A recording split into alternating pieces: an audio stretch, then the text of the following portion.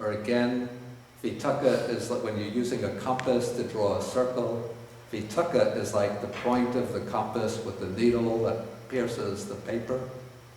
And vichara is like the point that holds the pencil that circles around and draws the circle.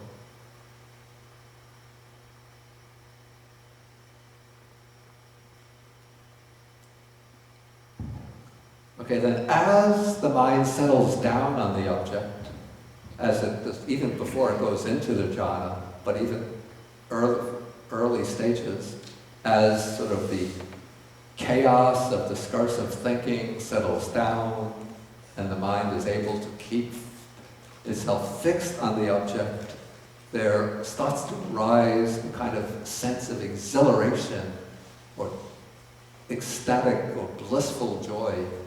That is what is called piti, rapture. And along with this rapture, there comes a feeling of powerful pleasure.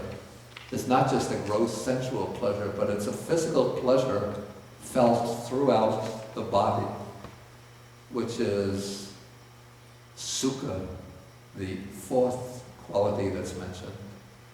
And so we have applied thought, sustained thought, rapture, pleasure, and then that factor, which is the unification of the mind on the object, the mind remaining one-pointedly on the object, that is, it's not mentioned in the sutta text, but that is what is called one-pointedness of mind, keeping the mind on that one point,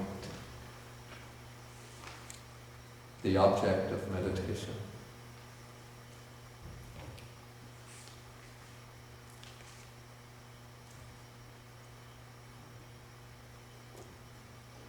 And so when those 4 or 5 factors reach a certain level of strength, they lift the mind beyond this whole involvement in the sensory world, and they lift it to a different plane of experience, which is the plane of the jhanas. And so the initial entry upon that plane is the first jhana. After gaining the first jhana, then the meditator has to master it by entering it again and again, developing the ability to extend the duration of the jhana, to be able to enter and leave it at will. And then at a certain point, one begins to experience the, I call it the defect in this jhana, the faults of this jhana, the shortcomings. The shortcoming basically is that it's still accompanied by vitakka and vichara, by applied thought and sustained thought. And so as the mind becomes more subtle, one could see that vitakka and vichara, even though the state is very peaceful, very blissful compared to our ordinary experience, but it's a little bit like a pool of water where there's still a very light breeze blowing.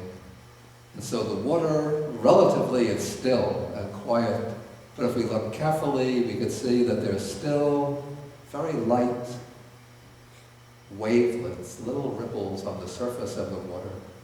And that is due to the work of vitakka and vichara. And so one has to go on strengthening the jhana factors, strengthening especially one's power of concentration. And as one does so, then applied thought and sustained thought settle down, and the mind is able to remain on the object without any of the activity of vitakka and vichara. And that is the entry upon the second jhana.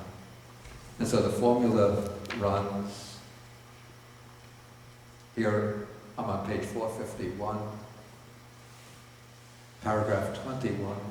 Again, with the stilling, or at least because he's going in sequence, with the stilling of applied and sustained thought, the meditator enters upon and abides in the second jhana, which has, I think this is unsatisfactory, self-confidence. I think it's better to say which has placidity, inner placidity, so that the mind becomes very placid, very clear, very quiet. And singleness of mind. This means because the samadhi or concentration is stronger. Without applied and sustained thought. And it still has rapture and pleasure. But this is the rapture and pleasure which arise from this deepening samadhi, this deepening concentration. And so here, according to the sutta method on the table, what is absent to the second jhana is applied thought and sustained thought. And what is present is this internal placidity or quiescence, the singleness of mind or unification of mind, and the rapture and pleasure born of concentration. According to the Abhidhamma method, the three jhana factors are rapture, pleasure, and one-pointedness of mind. Okay, again, the meditator masters the second jhana, becomes very thoroughly familiar with it, and then he starts to see the defect in the second jhana, and that is the presence of piti, rapture. Because rapture is a kind of elation or exhilaration, and therefore there's a certain excitability to it. It's not completely quiet. And so the meditator makes the effort to strengthen concentration. And as the concentration becomes stronger, then rapture falls away, and he enters the third jhana. So now we turn to the formula on paragraph 22. With the fading away as well of rapture, he abides in equanimity.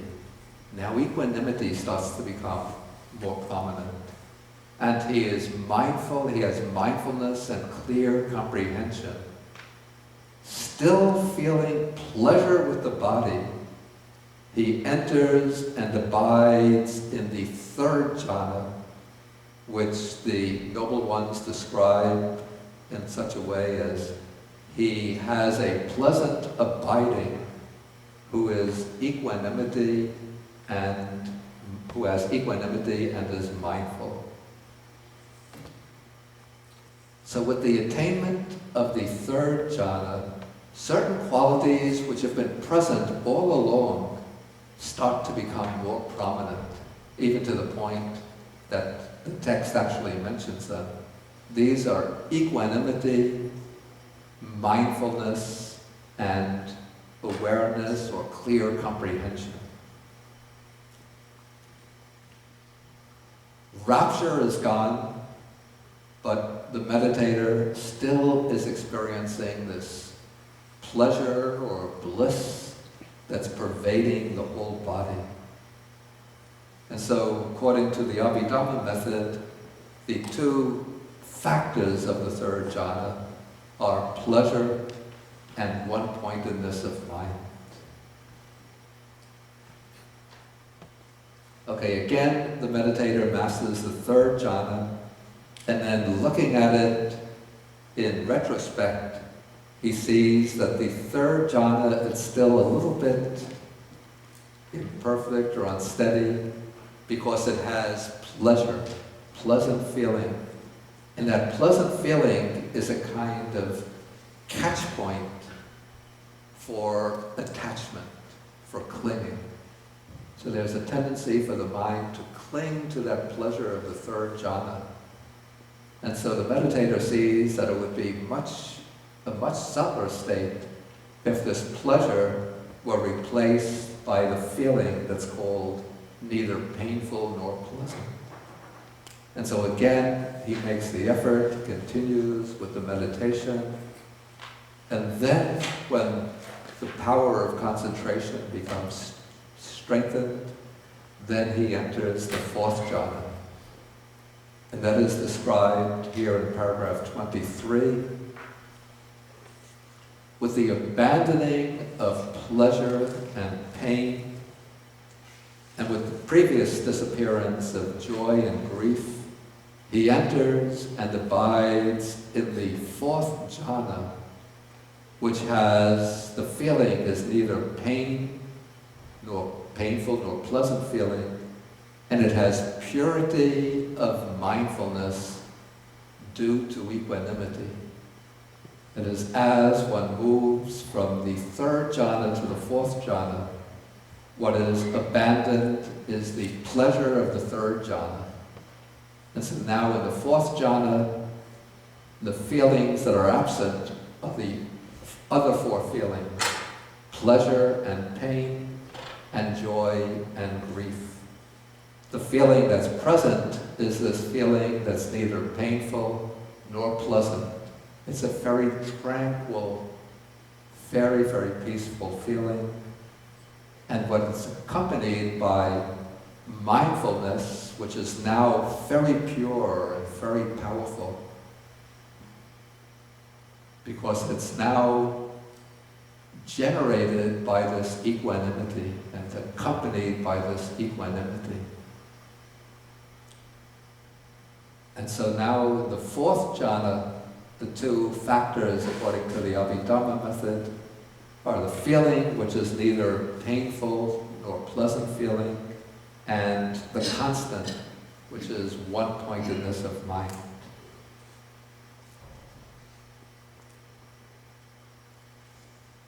Okay, I want to finish the whole sutta, then I'll ask for questions. Okay, so that was an excursion into Sutta number 51. Now we come back to Sutta 53.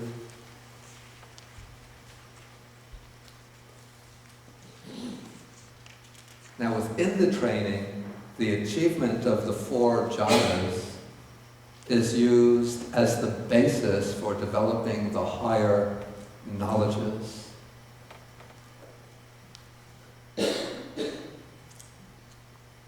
So now paragraph 19, we're back to page 463. Ananda gives a kind of summing up what he's covered so far. Now he's going to show that all of this previous training is a process of maturation. So he says, when the noble disciple is possessed of virtue, when he guards the doors of his sense faculties, moderate in eating, devoted to wakefulness, has the 7 good qualities, and he obtains at will, without trouble or difficulty, the 4 jhanas, he is called one in the higher training, who is entered upon the way. Then he makes a little statement that's a little strange. He says, his eggs are unspoiled, he is capable of breaking out, capable of enlightenment, capable of attaining the supreme security from bondage. Then he illustrates this with the simile to show what's meant by the eggs being unspoiled. It's like there is a hen which has a number of eggs, 8, 10, 12 eggs, which she's covered, incubated, and nurtured properly. And even if she doesn't make the wish, may my chicks hatch and break out safely, the chicks are capable of breaking out and of hatching safely.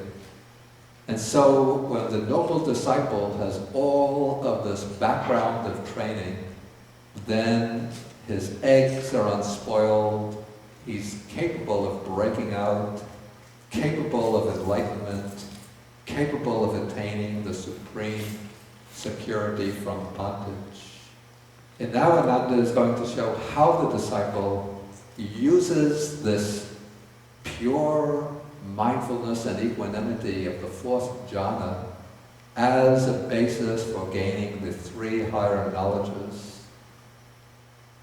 And I'm just going to treat this briefly without taking the full detailed treatment.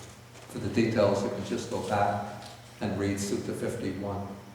Okay, so based upon this mindfulness and equanimity, the noble disciple recollects his many previous lives. So he can recollect 1 life, 2 lives, 3 lives, hundreds of lives, thousands of lives, even whole aeons of past lives, even in detail. So this is the first higher knowledge, and this is called, metaphorically, this is his first breaking out, like that of the chicks breaking out from their eggshells. Again, based upon this mindfulness and equanimity, the disciple gains the second higher knowledge. This is the divine eye, with which one is able to see other living beings passing away, in other words, dying and taking rebirth in accordance with their karma.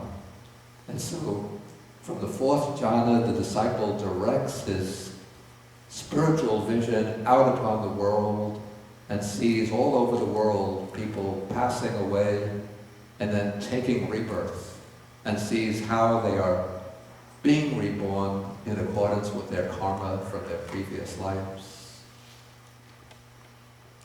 So that is the second breaking out, like that of the chicks from the shells. Okay, strictly speaking,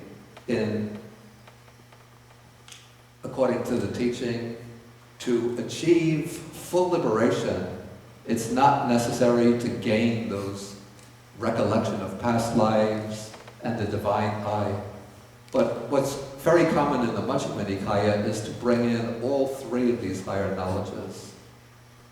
Maybe because many of the disciples in the Buddha's time had the ability to gain those knowledges, and the Buddha himself gained them on the night of his enlightenment. But what's the key higher knowledge is the 3rd one, which is the knowledge of the destruction of defilements. And so this is mentioned in paragraph 22. Based upon this supreme mindfulness due to equanimity, he realizes for himself with direct knowledge, and then he enters upon and dwells in the deliverance of mind, deliverance by wisdom, that are taintless with the destruction of the taints. This is actually called the knowledge of the destruction of the asavas, the basic defilements at the root of the whole cycle of birth and death.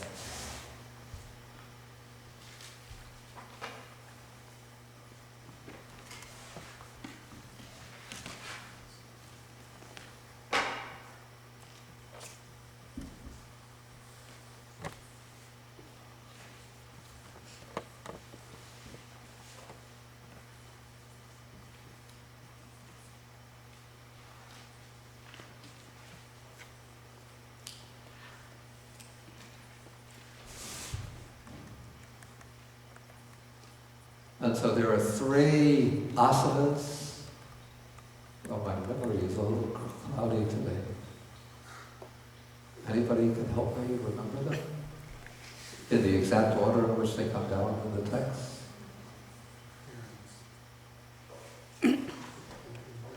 Oh, there's no cheating, no, what they call it, crips, ponies.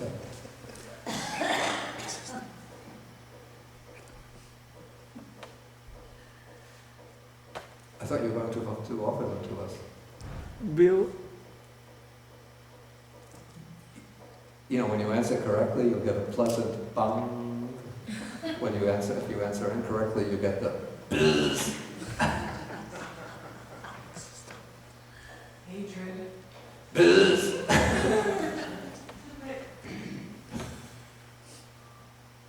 Sensualness, existent, ignorant. Okay, bang. Okay, it's craving for sensual pleasures, craving for continued existence, and ignorance. So those are the 3 asanas. Ill will and death. Buzz, buzz. Ill will and doubt. Where do they come? Doubt's the last one, isn't it? What? Is doubt the last one? No, those are the 5 hindrances. Oh, hindrance. Yeah, those are 2 of the 5 hindrances. Okay, so with this third knowledge, then the asavas are completely eliminated, and that opens up the access to what is called the liberation of mind, liberation by wisdom, that are taintless with the destruction of the taints. And so that is the third breaking out, like that of the hen's chicks from their shells. Okay, so now Ananda is going to collect all of the factors that he's mentioned so far into 2 groups. Okay, first group is the group of what is called conduct, which means not only bodily or verbal action, but also mental action.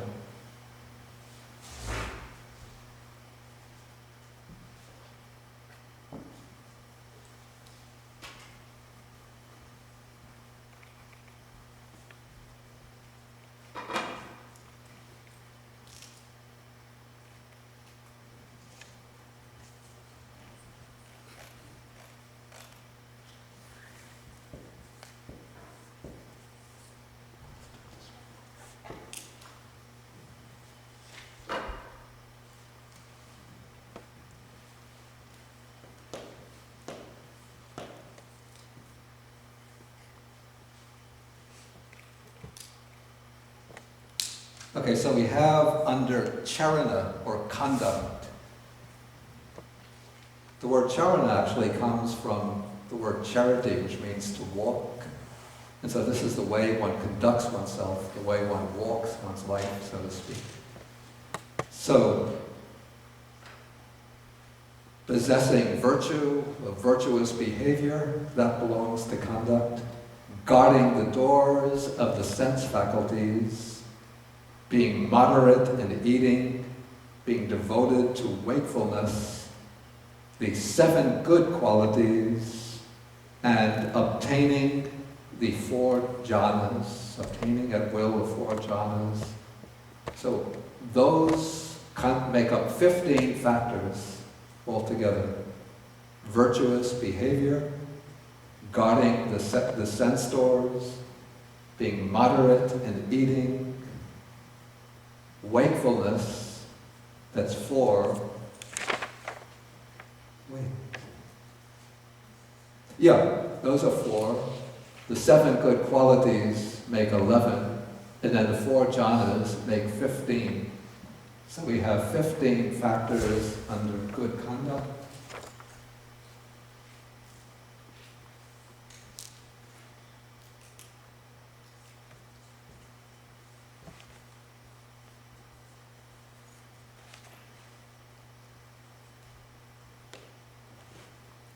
And then under Vijja, or the higher knowledge, we have the recollection of one's past lives, the divine eye, which sees the passing away and rebirth of beings and understands how they pass on according to their karma. And then we have the realization by direct knowledge of the destruction of the asavas, and the entry upon the liberation of mind and liberation by wisdom. So we have the 3 types of higher knowledge, and these 2, we join them together, we say that the noble disciple is Vijja Charana Sampanno. Actually, this is the distinctive mark of the Arhat, the one who has reached the end or the goal of the path. And so Ananda says, paragraph 25, he says, this noble disciple is thus said to be perfect, or maybe better, accomplished in true knowledge. So he's Vijja Sampanno. He's perfect or accomplished in conduct. Charana Sampanno. He's perfect in true knowledge and conduct, vijja charana sampanna. And then there was a deity named Brahma Sanakumara, who one time recited a verse in the presence of the Buddha. He said, the noble clan, this is the Kshatriyas, the warrior clan, is held to be the best of people as to lineage, but the best among devas and human beings is one perfect or accomplished in true knowledge and conduct. So, sort of amongst ordinary people in society, we have the 4 social classes. And from the Buddhist perspective, because the Buddha came from the Kshatriya class, maybe this was actually typical in northeast India, the Kshatriya class was regarded as the highest class. So from the worldly standpoint, that's the general opinion. But from the standpoint of Dharma, the class doesn't matter, the social class. But what matters is knowledge and conduct. And so the one who possesses this excellent conduct and this higher knowledge is said to be the best among all the deities and human beings. Okay, and then Ananda just says that this stanza was well recited by the Brahma Sanakumara, well spoken, it is meaningful, and it was approved by the Buddha. When that deity recited it, the Buddha applauded it. Okay, and then with this, Ananda brings to an end his discourse. Then you remember that all along the Buddha had been present. He was been lying down for a while because his back was hurting. And so now the Buddha, he was listening to Ananda as he's lying down. Now he gets up and then he applauds Venerable Ananda and he says, good, Ananda. It is good that you have spoken to the Sakyans of Kapilavatthu about the disciple in higher training who has entered upon the way. Okay, that brings us to the end of the sutta. Okay, I should ask whether there's any questions. Maybe we could have just 5 or 10 minutes of questions. Then we'll have more discussion after the lunch period. Can you just give me the Pali word for energy? Energy is virya, all right.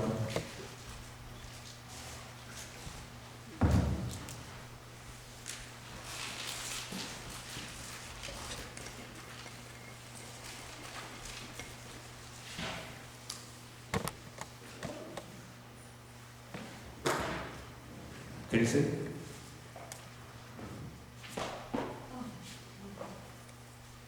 Let me take, there are some questions coming from the internet.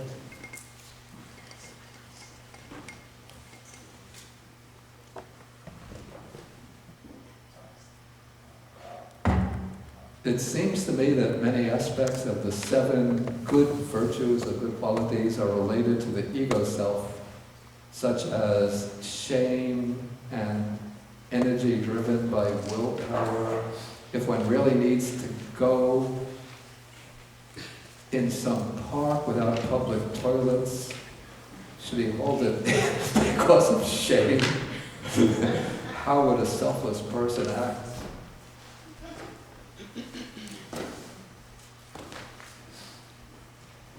This is not...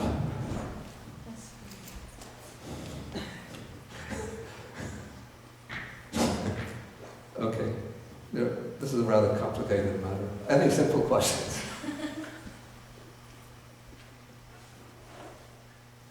Okay, then I'll take the complicated question.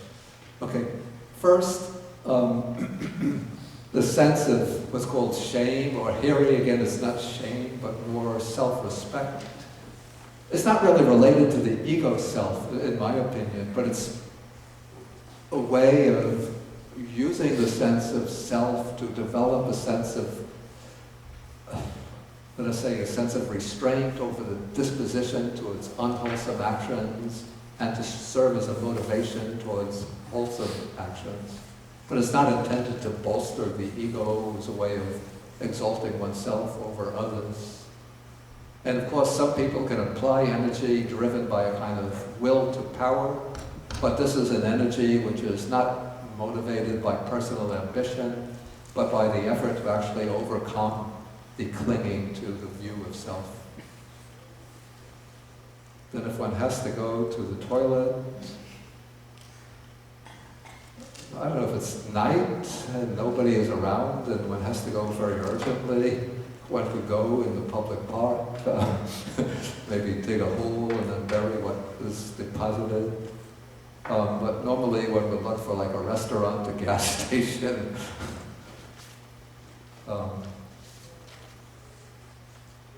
Next question, do the senses of the body stop functioning by the time the mind is in jhana, starting with the first jhana or only at the fourth jhana?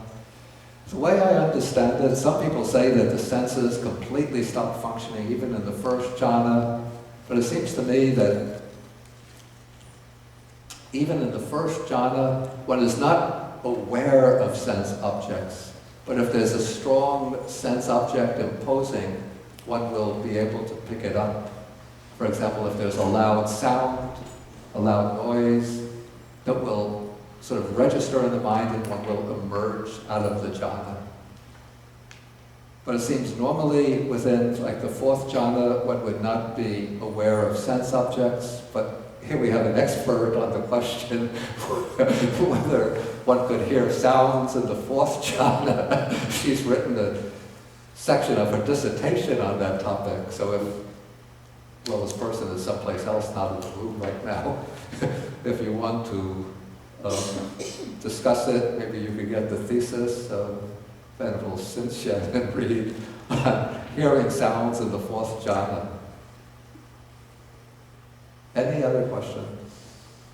Okay, we'll break for lunch now, and then if you could think of any questions, keep them in mind, and we'll discuss them after lunch. Okay, let us end with the sharing of the merits. So we share the merits with the deities and all the other beings. Akasata Chabumata Devanagam Hidika Punyantam Anumodiva Chiram Rakantu Sasanam Akasata Chabumata Devanagam Hidika Punyantam Anumodiva Chiram Rakantu Desanam Akasata Chabumata Devanagam Hidika Punyantam Anumodiva Chiram Rakantu Mam Param Etavatacha Hehi Sampadam Punya Sampadam Sabbe Devanumodantu Sabba Sampati Siddhya Etavatacha Hehi Sampadam Punya Sampadam Sabbe Buddhanumodantu Sabba Sampati Siddhya Etavatacha Hehi Sampadam Punya Sampadam Sabbe Satanumodantu Sabba Sampati Siddhya Bhavagupadaya Vichihetato Etantare Satakayupapanna Rupya Rupicha Sanya Sanino Dukha Pamochantu Pusantu Vibhuti.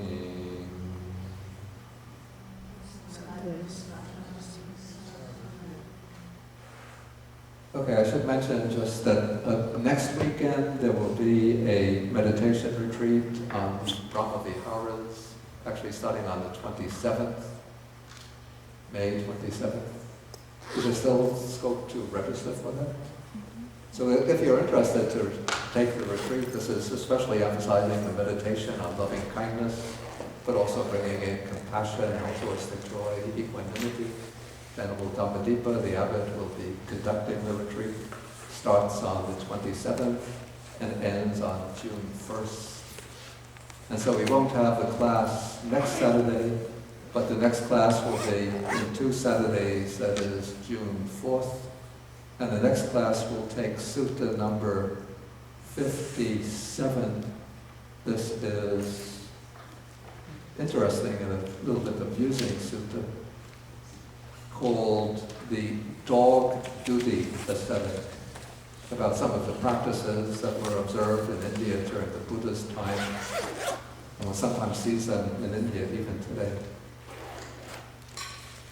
Okay, so thank you for your attendance. And we end with, in the usual way, with 3 bows to the Buddha.